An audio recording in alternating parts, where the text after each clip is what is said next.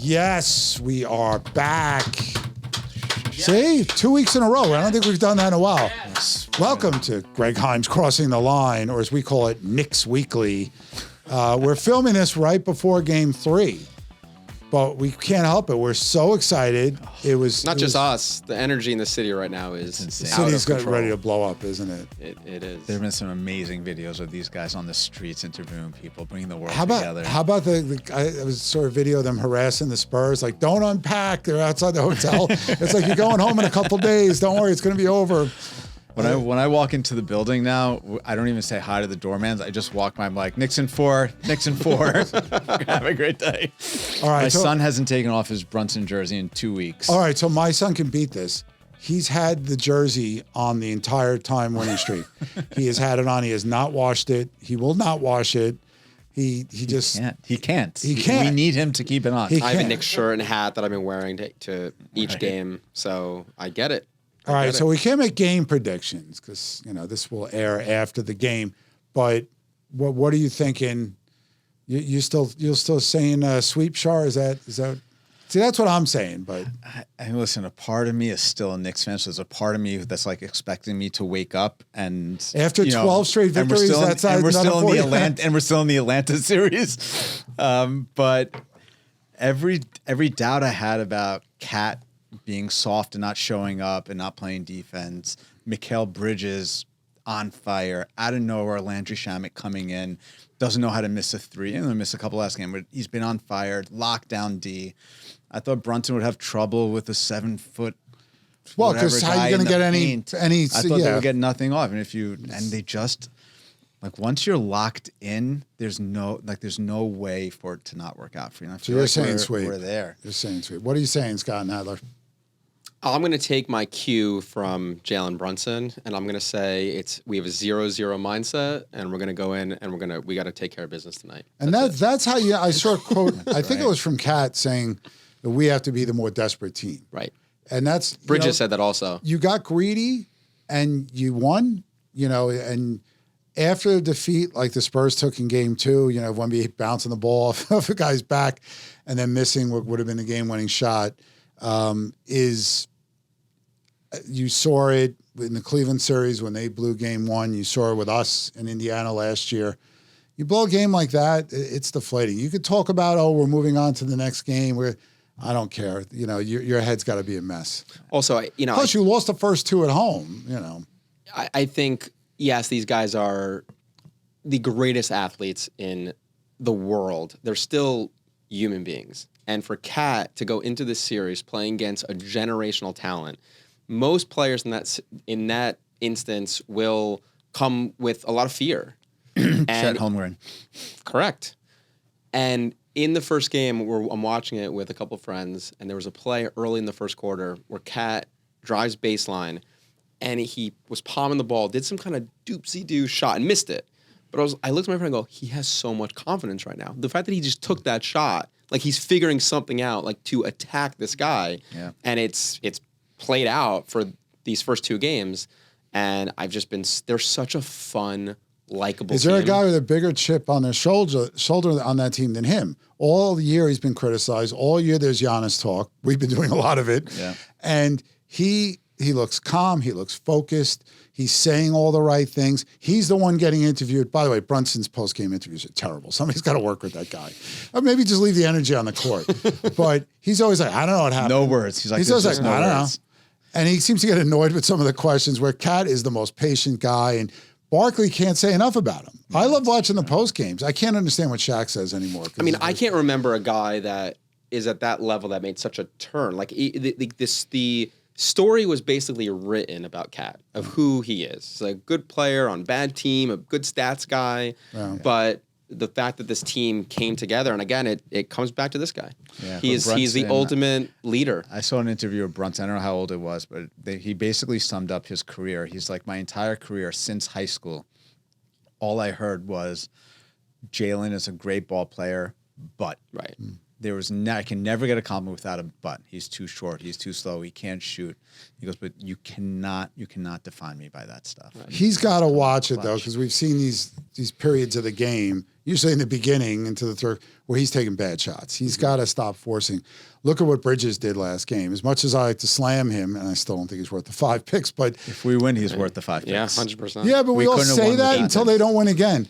But this team looks more and more to me like the team of the 70s, where everybody knows exactly what they're expected to do. Hart's out there to get rebounds or cast.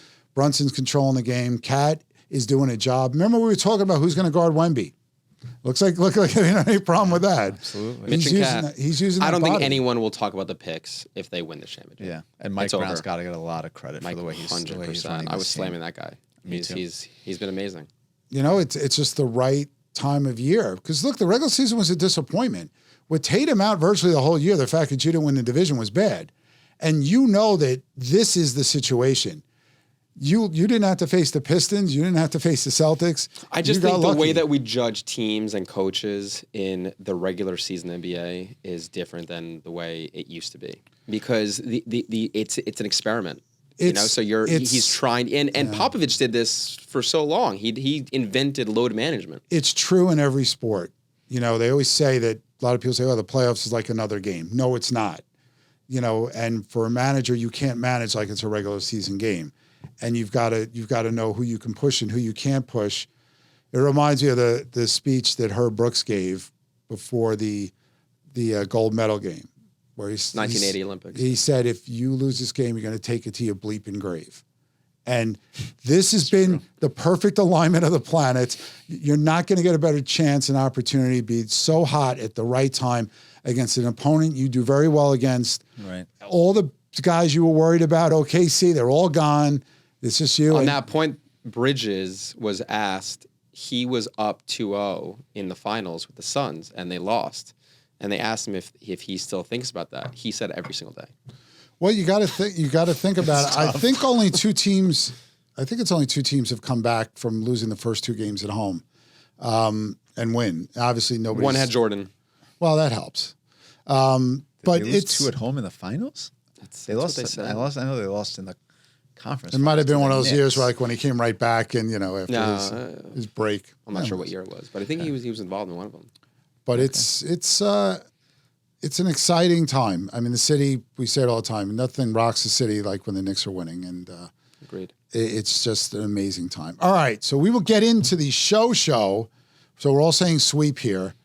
And by the time this comes out, said- Oh, We're we take one could game. have already. It could be could the have day already of the swept. parade. We could have had the parade we already. next week we may have to cancel the podcast because we'll be at the parade. All right, we'll be back with a real start of the show right after these important messages from these guys. Investors, this is your moment. I'm Scott Nadler with CrossCountry Mortgage, and whether you're starting out or growing your empire, I've got the loan solutions to make your next move a success. Let's talk today. Sedgh & Zuckerman is a boutique residential law firm guiding you and your clients every step of the way with a solution-oriented approach. Make sure to work with a deal maker and not a deal breaker. Contact us today at sznylaw.com. We are back, and unfortunately, we have to move on from the Knicks. But that doesn't mean we're not going to be thinking about them. We'll try to make as many basketball It analogies could be as possible. fueling the economy. You never know. So look, just like the Knicks are outperforming our wildest dreams, the labor market is outperforming our Was wildest that pre-written dreams. or you just thought of that? No, I just thought of that. That's Such a- why. such That's a why I pro. host the show. Listen, I'm really impressed. I got that funny That's- makeup. My head's always thinking. I give you credit. That's how you get your name up there. That's right. So you get your name and the thing behind you and on the mug and everything like that. No, so, we now are seeing these job growth numbers that are doubling expectations. 172,000 jobs, more than double what was expected. An unemployment rate that's still very low, 4.3%. A lot of jobs in leisure and hospitality. That's really good. We want private sector jobs. Local government was second. We don't like that. We don't want governments hiring people. We want private sector doing it. But then you go, oh, these numbers are going to get revised. Well, what happened in April and March revised up by 93,000 total. So maybe this is legit. Who knows, right? I mean, it could be. Wages aren't, that wage growth is slowing a little bit. A lot of people say that's because when you're adding a lot of leisure and hospitality jobs, they maybe not be the highest paying jobs out there.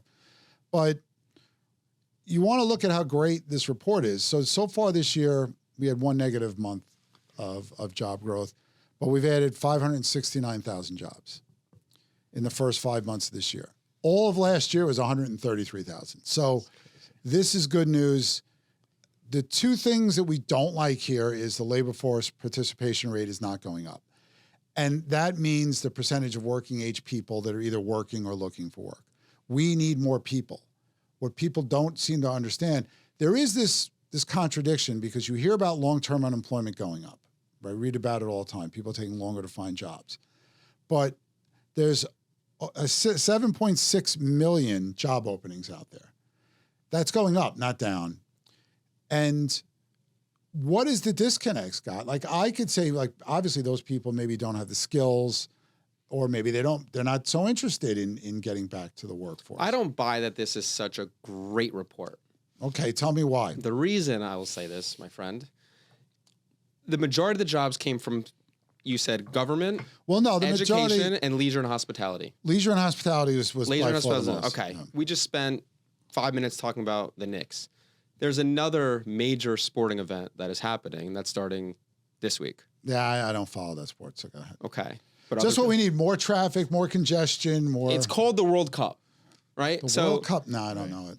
So It's soccer. This is America. We stink at soccer. The rest of the world, the rest football. of the world is Not wrong, enough right? violence for us. Come on. So look, I think from a leisure and hospitality perspective, I you think think it's a ramp up? I think it's 100% a ramp up. This is the biggest sporting event But in the world. we're not talking. This going is back not New York 6 City. months. This We're is a going back 6 national. months, right? This is We're a going back marketing. national number, though. It's not just the region that has to do well. But there are games all over, right? Yeah, but not all over the country. There I are mean, games all over the country. Is it? How far do they go? I need to get fact check on this, but I'm pretty sure because I know the games. There See, are I games would in know Miami, this there are if games I here. cared, So I'm but- pretty sure there are games. I know there's games at MetLife. That's about all I know. Yeah, I think that contributes to it. But also, if you look deep into the numbers, most of the jobs being created were part time, which is not good. Well, that's like the what company dipping their toe. Like let's bring some people on part time. And look, in those industries with minimum wages rising as much as they have the last couple of years, it's more expensive. Right. I just can't. I don't know how to explain it otherwise because everything that we've been reading about companies having layoffs, the AI boom, what companies are Companies doing right now. announcing layoffs. There's a difference. And remember, we always say if we're laying off, God forbid, research, maybe we're ramping up marketing. Or Absolutely. That's the thing. It's always talk until you see the numbers. Right. But the question I have, and I'd love to put these tough ones to Shar, the ones that I can't even feel confident about. So we have this problem where you have to a Ray. large number of people that can't find work or, for whatever reason. Companies can't find workers. What is the disconnect here? How is that happening, right? You would think, some of it, people talk about immigration rules being restricted. It's harder to get the foreign workers in here. I don't know how true that is. A lot of people say this is just an AI boost. It's all about AI. But when you see leisure and hospitality, even manufacturing added a couple thousand jobs, that's good news. But do you, as a business owner, how do you feel about the environment right now? Do you worry about being able to find people if you need them? Well, as a future Fed chairman, Yeah, of what I course, would because say- every lawyer gets to be what I one. would opine is that I feel like the feeling on the street and what you're seeing on data are two different things, right? What have we gone through the last 6, 8, 10 months? Tariffs, the war, oil prices up. And you sort of get a feel like, all right, well, maybe we're on the verge of something bad happening. And all of a sudden you see this jobs report and you're like, where did that come from? Not this one, And the one last before 5. that, and the one before that. Exactly. So But why now? You all those things you mentioned. Inflation is going in the wrong direction. A lot to do with that is the war. The war is still going on. We hit 100 days now, right? I think it is now. So why are these companies hiring now? And I read a great column on Friday. You actually, did, and that God, mentioned tell everybody mentioned what I said. A connection to the S&P. Go ahead. Why don't you Yeah, explain? because companies are making lots and lots of money. The first quarter of this year, 85% of the S&P 500 beat their earnings per share estimates. That's high. Amazing. I mean, it's usually pretty high, but that's considering the environment we're in, you know, and, you know, you worry about consumers trying to pay and buy the stuff they're getting as it's getting more and more expensive. That's all concerning to people. But the S&P's up 11% so far this year. It's had big gains the last couple of years, so they got the money, and it can't all be AI. You know, you can't attribute everything that's going on to boost this economy to AI anymore. We talked about job openings a while back. You said there are 7.6 million job openings, And right? that's as of April. That lags big time. A lot of those jobs are the same job being counted multiple times, But right? it's always counted that way, though. That's what we don't know. What is that bias in the numbers? If Right. you're doing it wrong every time. I just I think they are. I mean, look, how reliable is the BLS data? And I think in the post-COVID world where Shar could look for someone and post a job opening in 50 states, but is only looking for one person, doesn't mean there's 50 job openings. Right. So, you know, I think it does. We've been talking about this for a while as far as the remodeling of how they come up with these numbers has to be done. And, you know, if we'd be inconsistent if we said, you know, several months ago where we think the data is unreliable, and now all of a sudden think it is reliable. So I think there's still a lot of work to be done. And yeah, I just don't know how much we can trust the numbers that The we're seeing right now. methodology hasn't changed. Whatever inconsistencies Yeah. or inaccuracies there were then, there are now. and the So I guess companies that would do be have the other money. side of it. It's not like these companies are hurting. Right, but they keep on revising it later, right? So that they did revise numbers, but like there's a lot more to it, right? And again, I think a lot of the part-time jobs are something that I look at too. One thing I will say with that disconnect also, it was interesting. There was a show I was watching. And by the way, this matched pretty closely the ADP when you look at the private sector Right. numbers. Right. Go ahead. There's this show called Surrounded. I don't know if you've ever seen it, but there's someone who sits in the middle who's an expert on a specific topic, and then 20 people Oh, yeah, surround that's them great. who have a different opinion. So there was an episode where the guy was a capitalist surrounded by 20 socialists. And one guy comes up to debate him on a specific topic. And the socialist is saying how it's so hard for him to find a job, and you know it's such a terrible economy, and he has all these struggles. And the capitalist is like, you know what? I'm going to send my people to come to you to interview with our company. And the guy was sitting there like, well, I don't even know what your company does. And he was like, well, I don't know why that really matters. Yeah, You're looking exactly. for a job, That's what I was but gonna say. okay, I'll tell you. So he tells me what he does. He goes, I don't know if this is for me. Like he was asking all these questions. And it just like there was such a disconnect there between this guy who's like telling you he's starving for a job. Here's a guy who's telling you, hey, I'm gonna give you an opportunity to have a job. He's like, I don't know if that's for me. That's a great question in a job interview. Like, what can you do for me? Why don't you ask what time lunch is and how much vacation you get while you're at it? All right, so we're going to talk about what this means for rates, rate cuts, rate hikes, anything with the word rate in it, right after these important messages. This beautiful set here at Studio 1873 is brought to you by the Everset. The Everset provides full-service staging and furniture rental solutions in the New York area. For more information, please visit us at staging.theeverset.com or email us at staging@theeverset.com to request a free proposal. We're back commercial free the rest of the show. That might have been the best break we've had. I True or had to take false? an It was a important phone productive call. break. Oh, productive. I've had a logistical nightmare of the day with a garage door issue, trying to book a flight and then Say your being- line.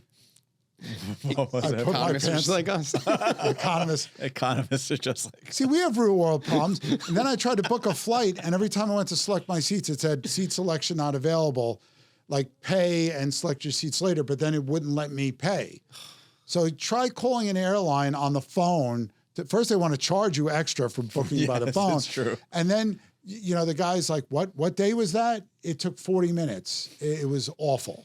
The So, real life problems. I'm of Greg trying Heym. to, I'm really going to enjoy the beers I'm going to have on watching. We need a that new game. podcast, just Greg's rants.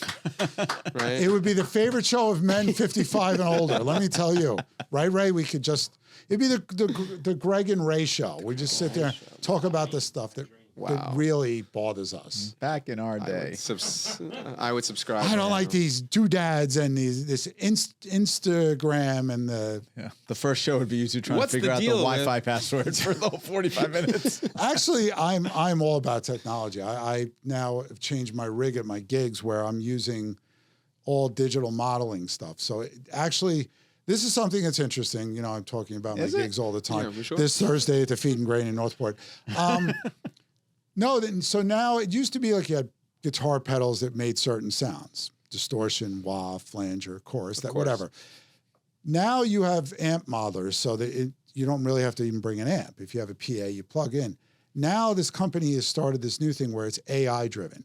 So I can type in the app, I want to sound like Stevie Ray Vaughan, and it'll create that sound like that. Wow. You lost me at WAF. Wah, not waff. Oh, okay. You got me. Wah, back. wah, Stevie, it sounds- Stevie Ray Vaughan, though. Stevie Ray Vaughan, the GOAT, probably. If I could sound like a guy, it'd be that guy. You know more of his songs than you think. Probably. He's not hip enough. Look at that hair. does. There's no way he knows Stevie Ray. Bald guys I know about Stevie Ray Vaughan. Come on. Okay. All right. What am I? So we have, this jump in jobs, even though some people want to, spoil the Poo-poo it. party. Yes. So we know this means no rate cuts. Now the markets are saying December for a hike. Maybe a little sooner. We got to see what the next. So what do you think? Why are you asking me? We got the Fed chairman over here. He's the last person that would know the Fed chairman, it seems, lately. I don't know. What do I think is going to happen? Well, you're Kevin Warsh. Why not just let it ride out through the rest of the year and normalize? Especially, we have to see where the war goes because it's not going to turn around. We know the Nadler The rule. geopolitical issues are front and center. They are it's the most important variable in deciding what the Fed is going to do. As long as the war continues, I don't see them doing anything.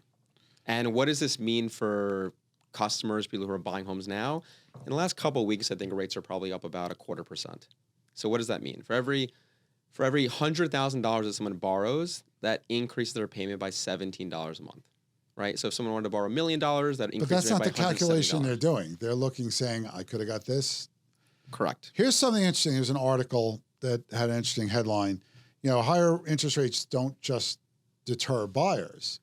It also can block them from qualifying for a mortgage. That is, let's talk about that because that's something I don't hear said a lot. We talk about people like you shouldn't worry about the extra money, but now all of a sudden you can't qualify for that mortgage. Not to mention in New York, where we deal with a lot of co-ops, where co-ops are going to be stricter than banks are. So if someone was at a 30% debt to income ratio, which most co-ops want to see, and then rates go up and that pushes their debt to income ratio to 32% or 31%, Right.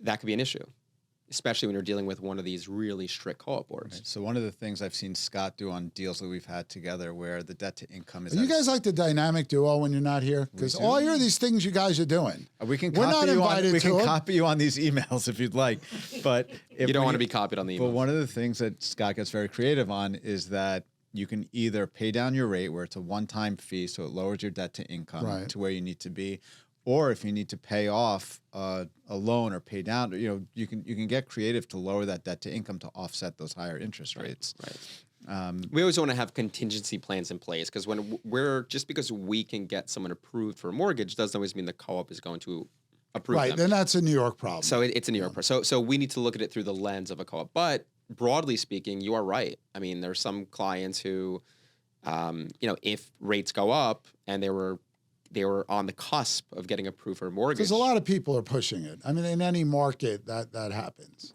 For sure. So the dichotomy here, though, is when you see this jobs report, the first thing you think is, all right, people are working, they have more money, they can afford to pay for houses. As a seller, you want qualified buyers. But the flip side is if this is going to impact mortgage rates, that's going to discourage a lot of people. So as a real estate attorney or a broker, I don't know how to feel about this report because you're sort of being pulled in two different directions. Well, the difference is we were talking about inflation, but we could always say, but wages are rising faster.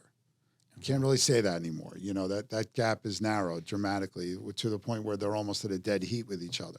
Right. So anytime people are paying more for the same amount of stuff, that's a problem. At some point, Right. they have to start buying less stuff. And for the that's an economics term. And for the last year and a half, we've been trying to educate listeners saying that when rates drop, when the Fed drops at the benchmark rates, it doesn't mean your mortgage rates are going to drop.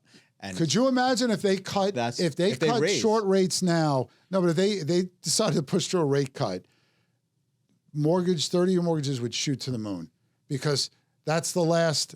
The gasoline is already there. You cut rates, you might as well throw the match on it, because that's what's going to happen. Right, Because it's all about the future. And you're cutting rates, you're going to overheat an economy that, remember the dual mandate. Right now, the bigger problem is inflation. Right, but from a psychological standpoint, people don't dissect it the way you do, right? So many times we've heard buyers on our side say, oh, there's an incoming Fed chairman, they're going to drop the rates. I'm going to wait until the mortgage rates drop also, where we've had to tell them that's not the case. The same thing will happen the other way, where if they raise the benchmark rates, people can be like, oh no, what's going to happen to the mortgage rates? Maybe I should sit on the sidelines until it's time. The other question I had is, wait, who says you get to ask questions? and I thought, what is this? Ask Greg? The thought I had was that when Powell was nominated by the administration, right? It's the same administration that we have now. There was a day, ironically, I bet we right? joke about this all the time. Most people probably don't realize that. Yeah, that was the administration that hired him in the first place. He showed up to work. Him and the president at that time were probably on the same page about where they wanted to go, and that relationship went sour very quickly. Whether it was Powell's fault or if it was world economic impact. I think Powell did it to himself by botching the COVID response, by dismissing it. And that's what you expect politicians to say. It's transitory. Don't worry about it. It's hard to get stuff. There's a pandemic going on. Right. And people like me keep saying, it's about the money supply. Didn't you go to business school? Oh, wait, you didn't. You've got to realize. Went to law school. Inflation. Look, so did Kevin Warsh, but Kevin Warsh is a legitimate economist. He's made a lot of money. He proves he knows what he's doing. I think the thing is, it's the simplest concept in the world. Inflation is about one thing, money. Too much of it, inflation, not enough of it, deflation. It's pretty simple. Right. So you supply shortages or surpluses work their way out over time. But when you increase the money supply by 40%, something that's never been done before, and Brian Westbury, a great economist, writes about this all the time, that we were able to be on a gold standard for years because we didn't monkey with the money supply. Now we think it's just, let's just, helicopter Ben. Remember that? It's like, let's just drop a bunch of money on it. Right. So at the end of his term, the relationship clearly went sour, and now he's sticking around just to stick it to him. Yeah. Exactly. But we hired a new paralegal that started today. This morning she showed up. I thought you were going to say first day. It was Powell. Imagine that first day on a new job. Like, all you want to do is make your boss happy. Like, you want to show them that you get there early, and you're proactive, and you listen, you ask questions. And I wonder, with the new incoming chairman, is he like, oh no, I know the administration wants me to drop rates, but there's no way this is going to happen. Well, first of all, he's worked in that place. Yeah. Do you think he's worried about where his relationship is going to go? I think moving a forward couple of things. well? Number one, he's been on the board of governors of the Fed, so it's not like it's a new scene to him. Right. He has changed a lot of his views on things, and he has talked extensively lately about looking at inflation differently, not just to look at excluding food and energy prices, but a war, or something like that. They have these diffusion indexes where they take, the biggest increases and the biggest declines and throw them out and look at the middle. You wonder, remember we were talking about supercore inflation a couple of years ago. I don't think we need to do that. And you can't dismiss a war that quickly. Right. Again, we said a million times with tariffs, there was no significant jump in the price of everything. Certain goods became more expensive, but there was no wave of inflation.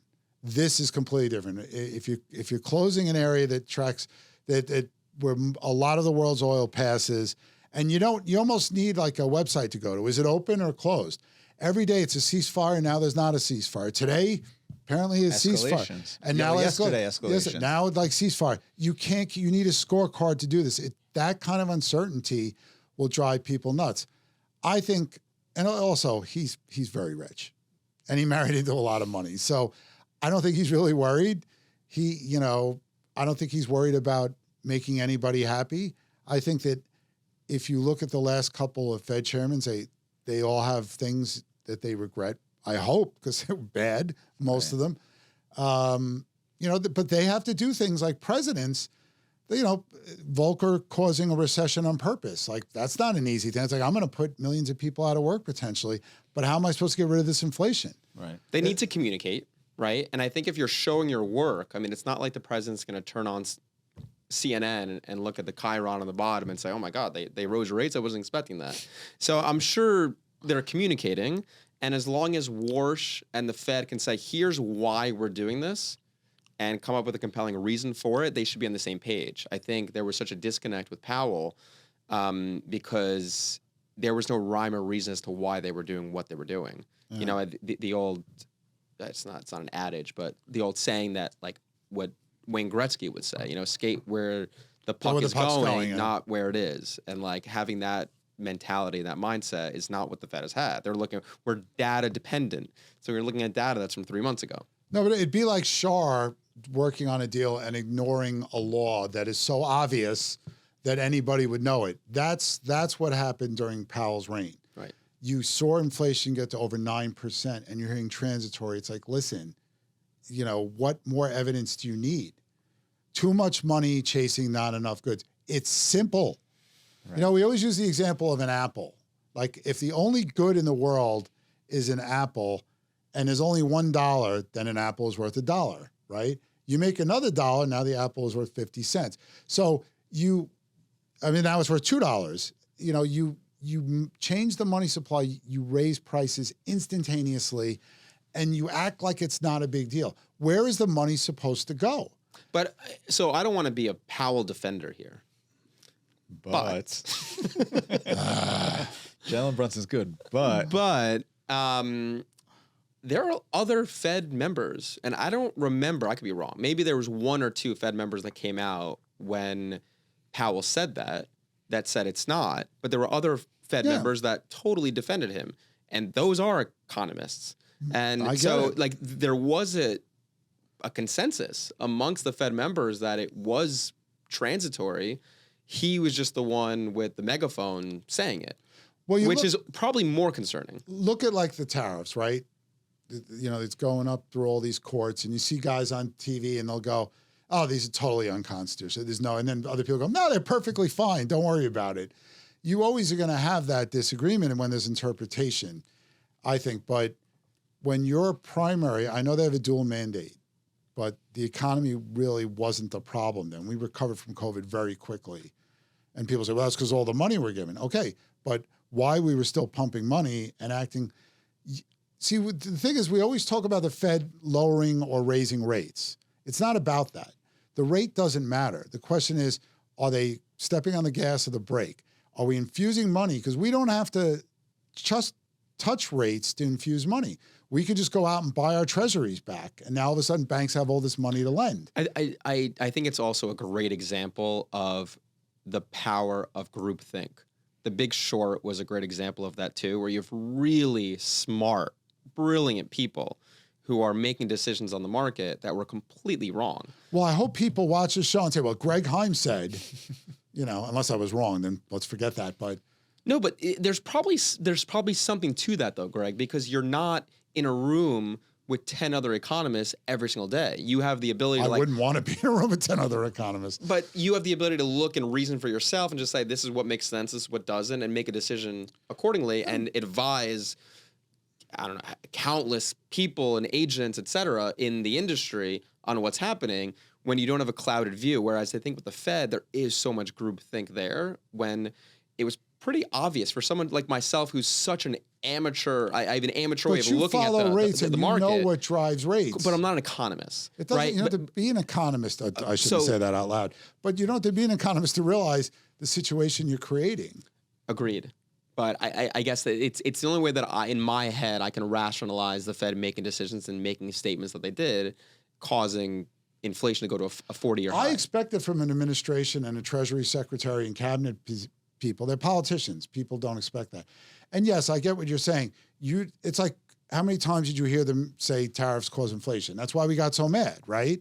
because we knew it wasn't going to cause inflation. And people are like, no, tariffs cause inflation. It's like, why? Because you said so? Right. And I think that's the problem. And I like Warsh is basically saying, look, we can't give so much forward guidance because then we hang on to it too long. And these changes, Besson got, grilled about this recently, that he had said that tariffs, could be inflationary.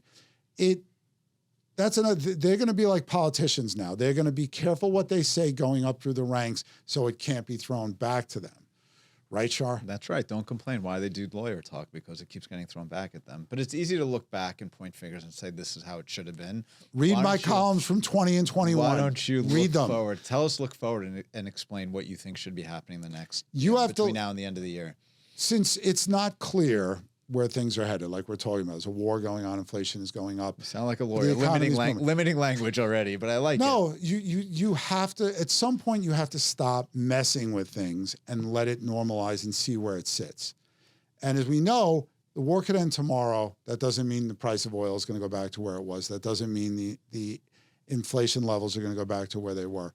So you have to let things calm down. We're in an environment now where companies are making money. Stocks, just had their S&P had its first losing week in 10 weeks. So things have been going along okay. That's right. Why mess with it? What business owners want and what investors want, what most people want is some degree of certainty. It's like, okay, I know where things are now. If they're going to raise rates or lower rates, that's going to change that scenario. What is that going to mean? What should I do about it? Do I have to do something about it? I know a lot of people that when the war started were like, I'm selling everything. Now look what's happened since the war started. Stocks have just done nothing but gone up. So I think in an unpredictable world, sometimes the best thing to do is just sit back and watch and trust older principles. Like, hey, if it's in your retirement account, you shouldn't be trying to manage it in your 30s. It's like things like that are proven to work. It doesn't mean that you don't have episodes that happen. But as an economist in a real estate company, I have a lot of brokers coming in here going, I was talking to a client of mine who works for this bank, and he said this is going to happen. It's like, just like if you tell me it's going to rain tomorrow, I can't tell you you're wrong until tomorrow. Right. I think it's a great lesson for brokers too, to get away from that groupthink, because how many agents do we talk to where they'll say, oh, the market's terrible or the market's amazing, or and it's because someone said something in a sales meeting. But it's not. The top agents that we interact with on a day-to-day basis are more focused on their market share than they are the market. Right. Sorry, go ahead. Finish. No. I think that is, every month there is a real estate agent out there who's having their best month. And we'll talk to one, this happened today. Spoke to one agent said, I have no business. Nothing's happening. It's spoke to someone who can't even spend 30 seconds on the phone with me because they're inundated with too much volume. And I think not listening to the crowd and focusing on what you can. I mean, something Jalen, not bring back to the Knicks always, but something Jalen Brunson said in an interview. By the way, we are popping big time champagne, the next podcast after they win. He says that what allows him to stay so calm is he controls what he can control. That's it. Like, he can't control the crowd, he can't control the refs, but he can just control his own work ethic, his own mentality, his own attitude. And I think that's, one of the biggest differentiators between top agents and ones that are still growing. They don't get rattled, right? Because they have the confidence and you stick to the basics. Yeah. I mean, if you're good at what you do, people always ask me also, how's your business impacted by the market? And for a long time, I couldn't find the right answer because what was going on within my own small firm was not consistent with what was going on in the market. Sometimes I was slow and, everybody was hot, and the other way around. And I realized what I'm getting out of it is directly what I put into it, right? You have to have your systems down. You have to be responsive. You have to be good at what you do, and you have to put yourself out there. There's a direct correlation with those things of how successful you are. Nothing we can do is going to increase the number of transactions that we have in New York City.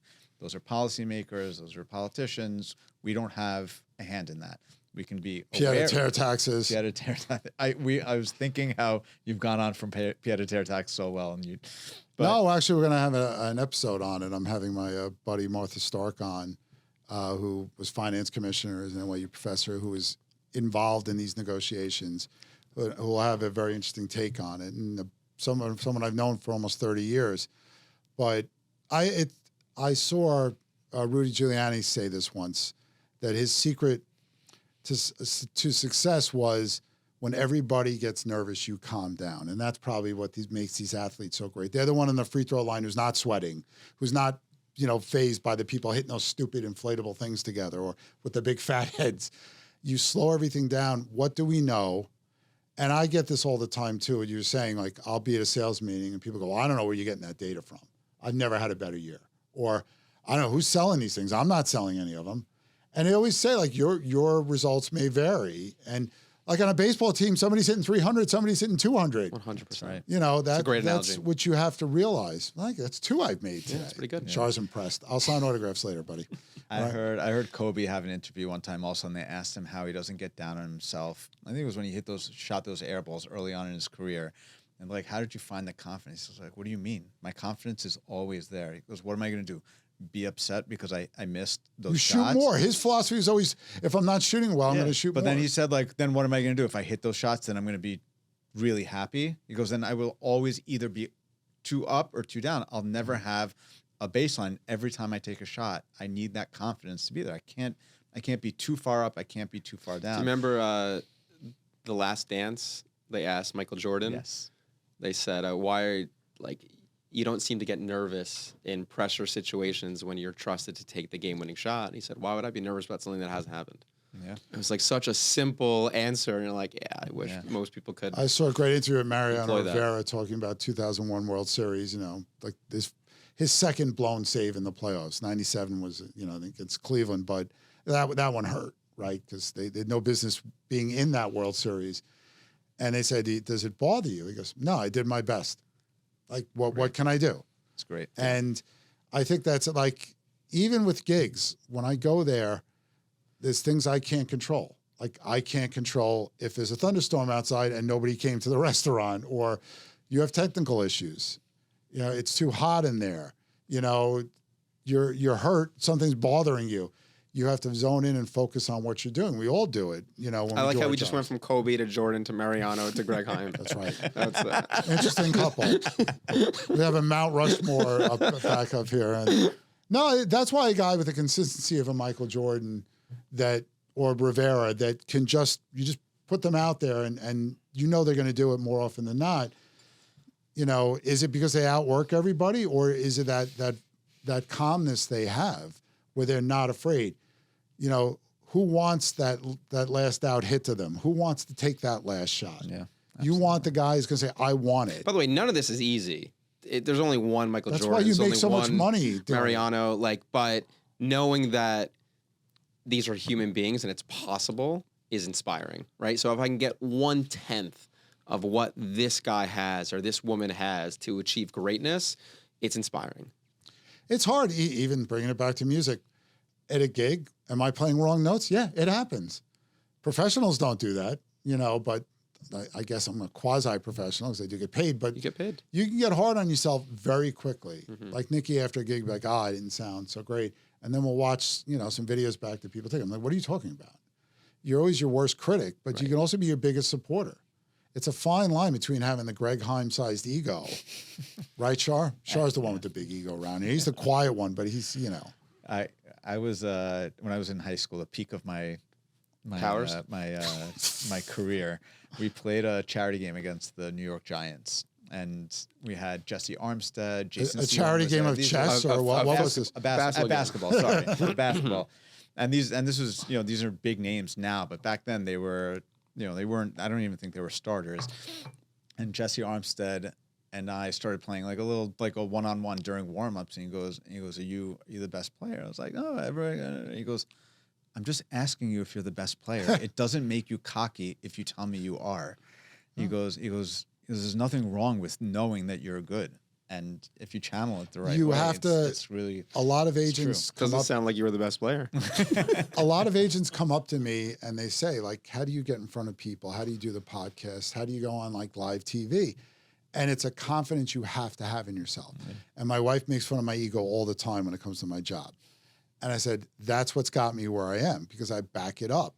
I'm not going to say, I'm the greatest, but you cannot get in front of a room full of people or even one person you're trying to sell something, to, or buy something, you have to show that confidence that you know what you're doing. You're not fazed by any of this. Because if you go in there thinking you're good, maybe I'll good, and the other thing I always tell people is people forget it's okay to be nervous. It's human.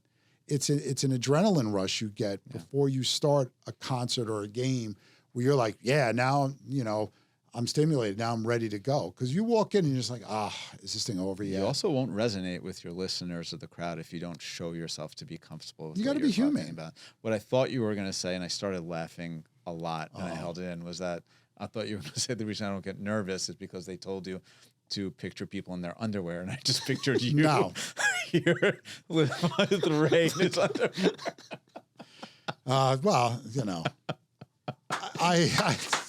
I'm left speechless by that a little bit. We want to try to keep this You can't- family you friendly. Can't unsee it. But no, the one advice Thinking boxers and briefs right now. I think I don't think that's a good idea. But I do. One of the things I've learned, if you're speaking in front of a large group, like an auditorium or something like that, don't look in the front row. And I read somewhere that Billy Joel doesn't like to sell seats in the front row because it can be distracting. And if you're looking down in the front row at somebody, or even if you're at a sales meeting like in an office, if you're looking at the people right in front of you and they're on their phone or they're not paying, you're going to lose your mark. You're better off just looking out into the distance, making eye contact very briefly. Like at a restaurant, when you're gigging, I can't look at the tables and say, they're eating, they're talking. Yeah. Some people get mad. It's like, why aren't you paying attention to me? It's like, this isn't Madison Square Garden. Like, they're not here to see you. They're here to eat. Right. And this, to me, that's a comfort. I don't want them looking at me. It's. I think that I remember a story. I forgot which two artists it were, but there were two artists basically feuding, and one of the artists bought out the first 4 rows of the other guy's concert just so that it looks like people didn't show up for his show. That's cold. Pretty funny. That's cold. No, I think it's hard to find the right level before it gets out of control. But I've seen stand-up comics who are like brilliant at this, where they'll see someone have a side conversation during their bit, and it's almost like better because it allows them to then interrupt them and have this back and forth. And these comics are brilliant at improvising in those moments. But yeah, it's an incredible skill. In that instance, they're so sharp and so trained in those moments that you got to handle they can hecklers. stay so focused. They know exactly where their bit was, but they'll kind of put a pin in that for a second to address what's happening. I remember I saw a show once, a one-man show on Broadway. Mike Birbiglia is the comedian. It's great. Incredible show. And the first 5, it's a big theater, 5 minutes into the show, there was a couple that was late. And they're walking down the aisle. Everyone's eyes shift to these people. Like it was a big distraction, right? But they're being ushered down, front row. Mike Birbiglia has a one-man scripted show. Like every single thing is on point. He's on the ground like this, and he sees these 2 people come in. He stops the show. Is that the guy that does the physical stuff?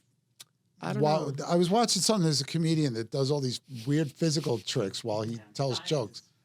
All right, go ahead. I'm sorry. A nice little cliffhanger. I was just watching this the other night late. Come back All right, next so week. he's lying. You said he's lying on the floor. I was just like, that is all our time that we have. was like, we got to have a cliffhanger. By the way, you just got distracted. Oh, Yeah. focus. So That's he's what Scott will do. he's on the floor and he sees these people sit down, and he can feel the room that we're all like turned our eyes, and like we weren't distracted that people walked in late. We were just thinking they're going to be lost in what's happened to the show. And he felt that. So he stands up and says, "Thank you for coming. Let me catch you up."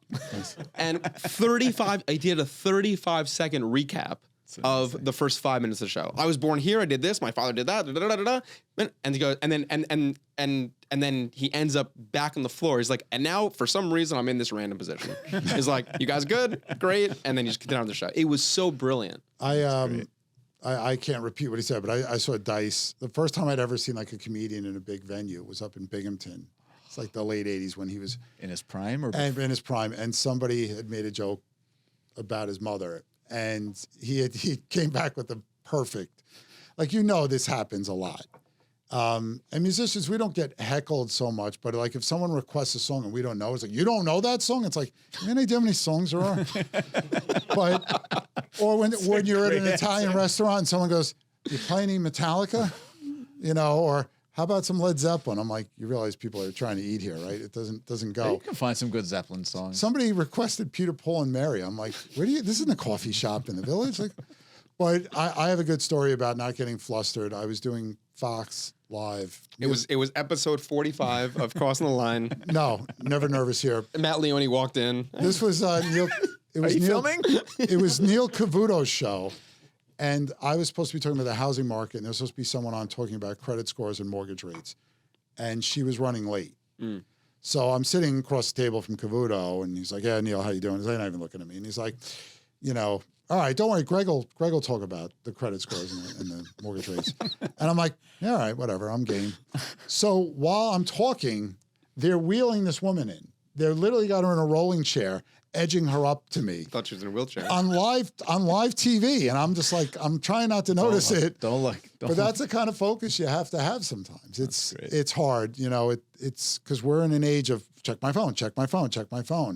And it's hard to have that sole focus. Maybe that's why athletes, you don't see a Michael Jordan, to the same extent anymore. There's been a lot. I mean, he was like a machine when he would go out there. You knew what he was going to do. Mm-hmm. Or Rivera or any of these great players, Wayne Gretzky, they were just going to dominate.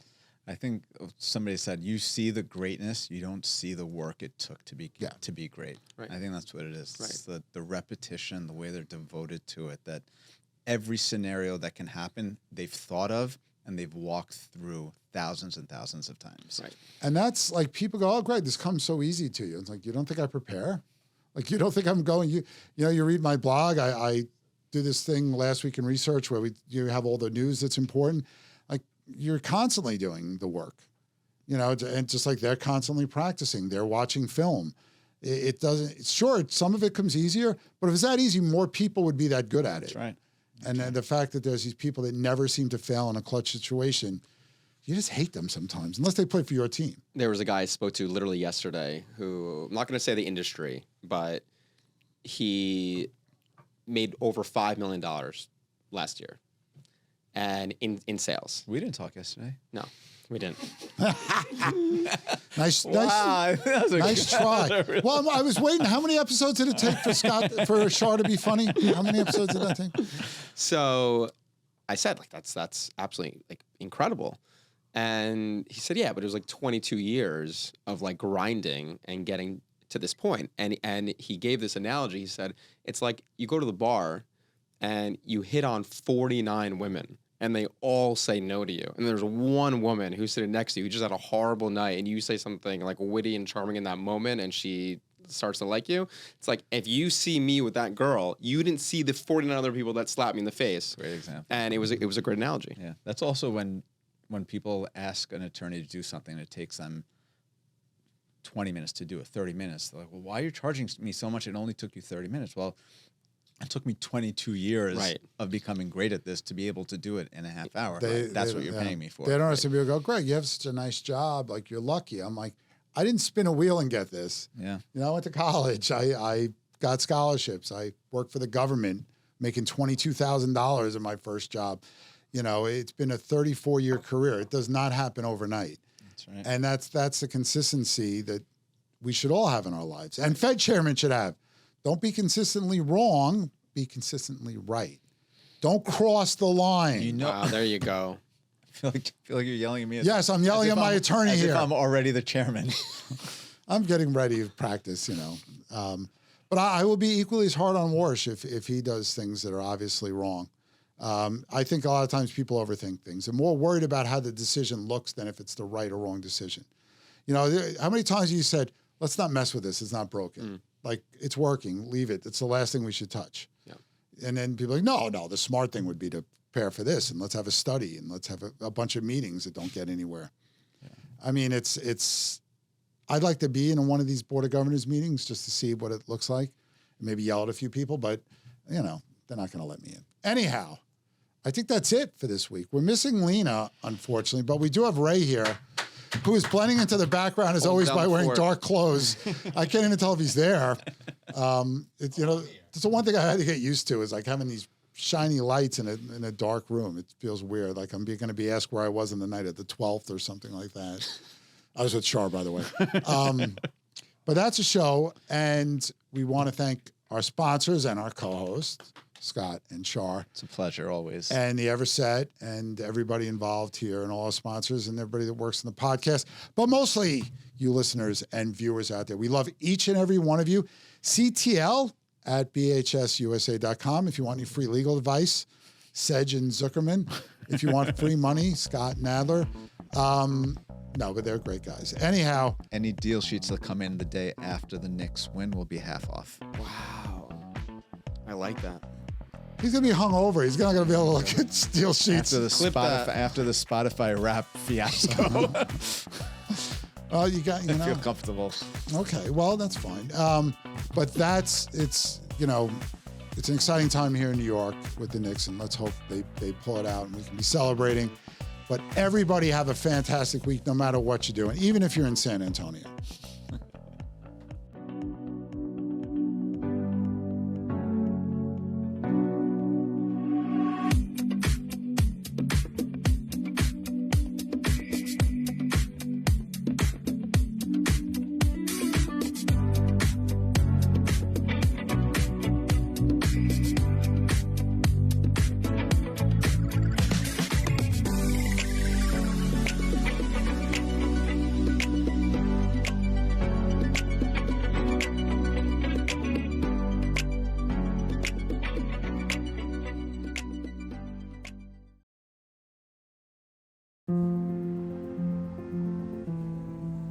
What do you really need to know about buying or selling a home? First, it's serious business.